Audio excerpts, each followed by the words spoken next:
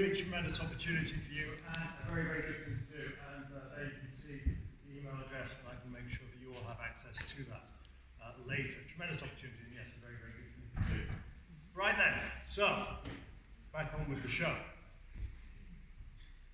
6th of February, first exam on the 11th of May. Some of you may be involved in that, and you may have worked out, not least because it's maths, that's 95 days away, or roughly 25% of the year. The last exam, on the other hand, is the 23rd of June. And rather ironically, that's maths as well. Unless anyone's doing Arabic, that's on the 24th. 23rd of June, and that is 138 days away, or 37% of the school year, of a calendar year. So, in case you're wondering, things are about to get a bit nuts. If they weren't nuts already, they're going to get perhaps a little bit more nuts. And I have to confess, I am going to be a part of that problem. I have been a part of that problem because I've been on top of you for a while. You've been hauled in here, and I've shouted at you about how time is pressing and how important it is that you give it this, and how time is flying away from you, so you really need to make the most of every opportunity that comes your way. Now, all of that is still true, okay? And I am still going to be on your backs, and your tutors are going to be on your backs, and everyone's going to be on your backs. But what we want to try to help you with today is just to help you to make sense of what's coming. Okay? So, just to put all of that into perspective, that's my dad, all right?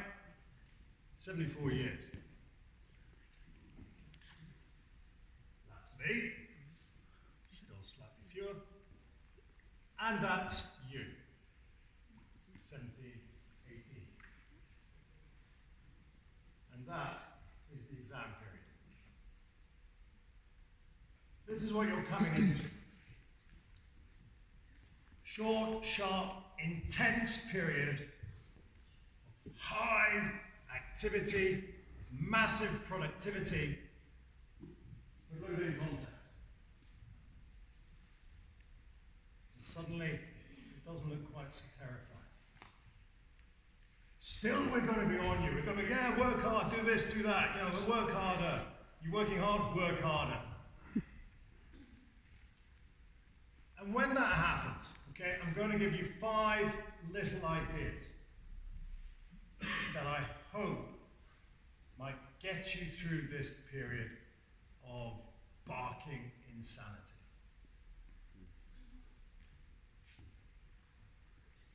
First, there is nothing new under the sun. Different, yes. New, no. Everything that you are about to go through, somebody else has been through before.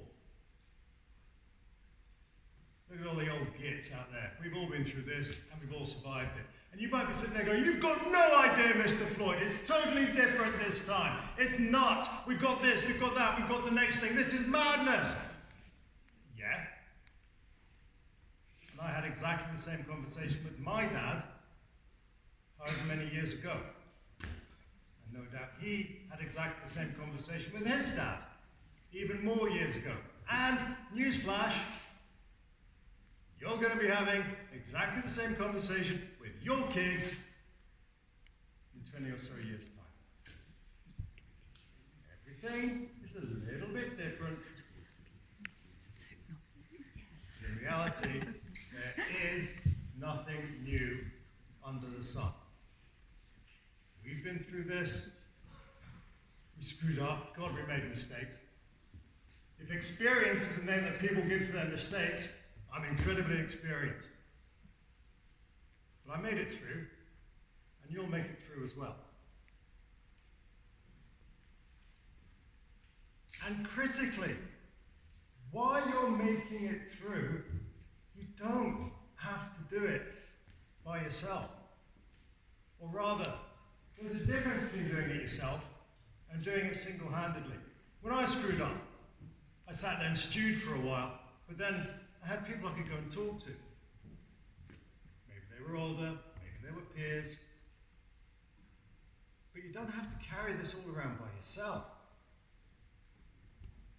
That would be perverse. There's a reason why single-handed sailing is so bloody hard. It's because you're out in the middle of the ocean with nobody else to talk to. This is why people go nuts out there. You don't have to do that. I'm looking in front of me. And what I see is an enormous surplus. An emotional surplus. A cognitive surplus. Each of you has the ability to help each other. And each of you has someone you can go to for help. It doesn't have to be us, it doesn't have to be your tutor. It could be the person sitting next to you, it could be the person sitting 5 rows behind. I genuinely don't care. But you don't have to do it alone. Because everybody else, to a greater or lesser extent, is either going through the same process or has been through the same process. And sometimes it just helps to offload. And when you do that, you do feel different. You do feel better. So for the love of God, don't just sit there stewing, thinking nobody else knows what I'm going through. We do. Maybe not exactly. Maybe we can't empathize, but we can certainly sympathize. So don't do this single-handedly. Don't sit there in your room with the walls slowly closing in on you. Get out. Talk to somebody. You'll be surprised just how much they might have to offer. If they haven't got anything to offer, just that whole cathartic process of expression is so extraordinarily valuable.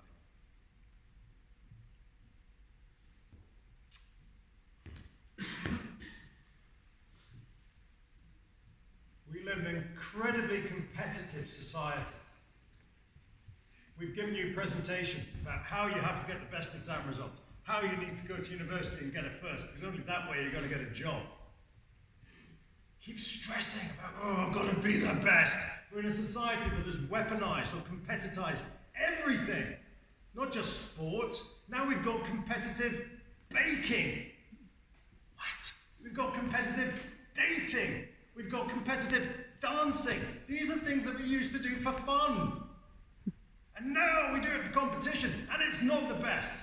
You can't satisfy that inner craving unless you win Bake Off, or Strictly Come Dancing, or Love Island. Well, newsflash, not everybody can win. Not everyone can be England captain, or Scotland captain, or school first 15 captain. And so striving always to be captain, well, only one person is ever going to be satisfied. So yeah, strive to be captain, but if you don't make captain, it doesn't mean your entire life is a waste of time or a failure. Only one person can ever be captain of a team. But everybody else gets to be part of that team. Everybody else gets to benefit from the activity. There's a reason why, there's a second 11. There's a reason why, people still turn out to play for the international team, even if they're not captain. So you don't have to be the best, as long as you're giving your best. And sometimes we the grown-ups here, we lose track of that. Because we're constantly saying, yes, you've got to be the best, you've got to be the best. You can't all be the best, that's insane. Anyone who tells you you can have whatever you want, only if you try hard enough, well, they're either lying or they're selling something. Sometimes you can't get everything you want. But you can get the stuff you need, and you can get enough. And speaking of enough, sometimes good enough is good enough. This is a tricky one, because again, you'll get your essays back from me, and they're covered in ink, and I'll say, well, this is all right, but you've got to work on this, and you've got to work on that, and you've got to work on the next thing. And yeah, you probably do. But perfectionism is a false and malevolent god, okay? You will never be perfect. Nothing is ever perfect. And And if you keep waiting around for something to be perfect, then newsflash, you're not going to get anything done because nothing is ever perfect. What you need to do over the next few weeks is to identify what is good enough. And that's where we can help. Because we are certainly not perfect. I'm not perfect, not by a long shot. And yet I seem to be able to muddle through. Good enough is usually good enough. It's certainly better than waiting around until something's perfect, which never happens, so you don't hand it in. Or you think, actually, you know what, I'm not going to get this right, so I'm not going to hand it in. Nah. If that's the message we've been sending to you, then I'm sorry. It's not what we meant. Good enough is good enough. Perfection is never going to happen. So don't worry about it. Put it right out of mind. And finally, and perhaps most importantly, this too shall pass. I'm going to hand over here to the great philosopher, Tom Hanks.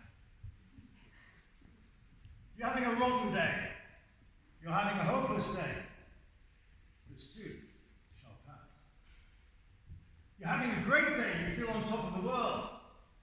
This too shall pass. It evens out. Life is a bell curve. No matter how dark, no matter how wonderful, this too shall pass. Flattens out in the end. Remember, your life, potentially this big, hopefully this big, full of great and wonderful things. What you're going through right now is this. And whatever you're going through, whether it's good, bad, or indifferent, this too shall pass.